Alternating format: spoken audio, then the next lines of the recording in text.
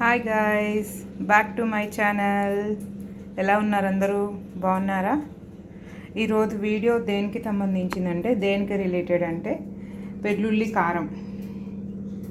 Maximum వెల్లుల్లి కారం అంటే అందరు ఇష్టపడే వాళ్ళు చాలామంది ఉంటారండి నాకు తెలిసి. ఈ వెల్లుల్లి కారం ఎలా చేసుకోవాలి, దానివల్ల ఉపయోగాలు ఏంటి, వెల్లుల్లి కారం చేసుకోవడానికి గల ఇంగ్రీడియంట్స్ ఏమేంటియో నేను ఇప్పుడు చెప్తాను చూడండి. వెల్లుల్లిపాయి, ఈ వెల్లుల్లిపాయలు నేను తొక్కలు తీసి పెట్టానండి. మొత్తం పీల్ చేసి పెట్టాలి. ఇలా ఉంటుంది కదా, తీసేసి అలా పీల్ చేసి అక్కడ పెట్టుకోవాలి. ధనియాలు, ఎండుమిరపకాయి, నెక్స్ట్ జీలకర్ర, సాల్ట్, నెక్స్ట్ కారం. ఈ ఉప్పు కారం అనేది మనం తినే మోతాదుని బట్టి మనం వేసుకోవడమేనండి. ధనియాలు యాక్చువల్గా ఎండుమిరపకాయలతో పాటు ఇలా వేయించేసి పెట్టుకోవచ్చు, కానీ నా దగ్గర ఏంటంటే నేను ఆల్రెడీ వేయించిన ధనియాల పౌడర్ ఉంది కాబట్టి నేను డైలీ మ్యాక్సిమం ఏంటంటే కూరల్లో ధనియా పౌడర్ వాడతాను. అందుకని చెప్పి నేను ధనియాల పౌడరు కూడా వేసుకున్నాను.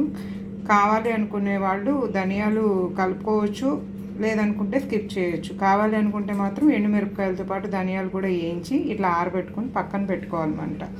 అన్నీ ఇప్పుడు తీసుకున్న తర్వాత ఏం చేయాలంటే అన్ని వీటిలో వేసుకొని ఇలా దంచుకోవాలి. యాక్చువల్గా ఇది మనం రోట్లో వేసిన మిక్సీలో వేసిన దానికన్నా మనం రోట్లో వేసుకొని చేసుకుంటే ఇది చాలా బాగుంటుంది. యాక్చువల్గా రోల్ ఉన్నాళ్ళు రోల్లో చేసుకోవచ్చు. నా దగ్గర అయితే పెద్దది లేదు కాబట్టి నేను ఇలా చిన్నదానిలో చేసుకుంటున్నాను. చూడండి, ఇప్పుడు వెల్లుల్లిపాయలు వేసాను, ధనియా పౌడర్ వేసాను, ఎండుమిర్చి వేసాను, అలాగే సాల్ట్ కొంచెం వేస్తున్నాను. చూడండి, మీ రుచికి సరిపడానేనండి, ఎక్కువ ఏమక్కర్లేదు. నెక్స్ట్ కారం, 1 సెకండ్, నేను ఒక స్పూనే వేస్తున్నా, ఎందుకంటే ఇది మీకు కేవలం చూపించడానికి కాబట్టి చేస్తుంది. నేను పెద్ద ఎక్కువ తీసుకోలేదు. ఓకేనా ఫ్రెండ్స్? ఇప్పుడు ఇవన్నీ ఇలా దీనిలో వేసుకొని మనం చక్కగా దంచుకోవాలన్నమాట. చూడండి, కచ్చా పచ్చా ఇట్లా దంచుకోవాలి.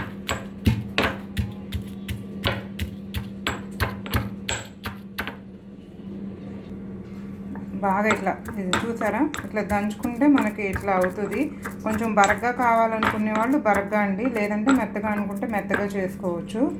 నా దగ్గర రోల్ లేదు అనుకుంటే మిక్సీలో పట్టుకొని బట్ మిక్సీలో వేసేటప్పుడు ఏంటంటే కొంచెం మరీ మెత్తగా కాకుండా కొంచెం బరగ్గరగ్గా ఉంచుకోండి. ఇది ఇట్లా దంచుకున్న తర్వాత ఏం చేయాలంటే ఇప్పుడు స్టవ్ ఆన్ చేయాలి. దంచుకున్నదంతా అలా పక్కన పెట్టేసేయండి.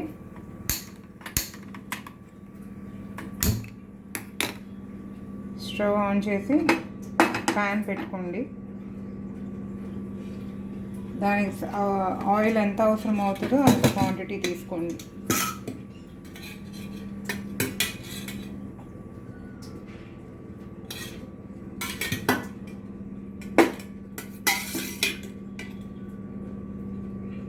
నేను పెద్ద ఎక్కువ తీసుకోలేదు కాబట్టి ఒక గుప్పుడు వెల్లుల్లి రెబ్బలే కదా తీసుకుంది. నేను జస్ట్ ఒక 2.5 స్పూన్స్ వేసాను. బట్ ఆయిల్ ఎక్కువగా ఉంటే ఇష్టపడే వాళ్ళు చాలామంది ఉంటారు. చూసుకొని మీ క్వాంటిటీకి తగ్గట్టుగా వేసుకోండి. ఈ ఆయిల్ బాగా కాగనిచ్చేసి దీనిలో ఆవాలు, మినప్పప్పు, శనగపప్పు, కరివేపాకు ఇవి వేసుకొని తాలింపు పెట్టుకొని దానిలో కలుపుకొని ఈ ఒకసారి ఉప్పు కారం చెక్ చేసుకుంటే మీ వెల్లుల్లి కారం రెడీ అయిపోతుందండి. ఆవాలు, నెక్స్ట్ శనగపప్పు, మినప్పప్పు,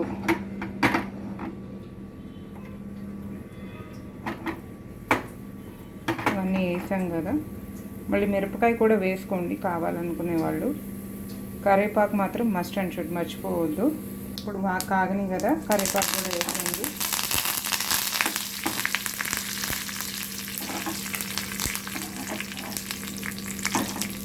అయిపోయింది, దింపేసుకోవచ్చు.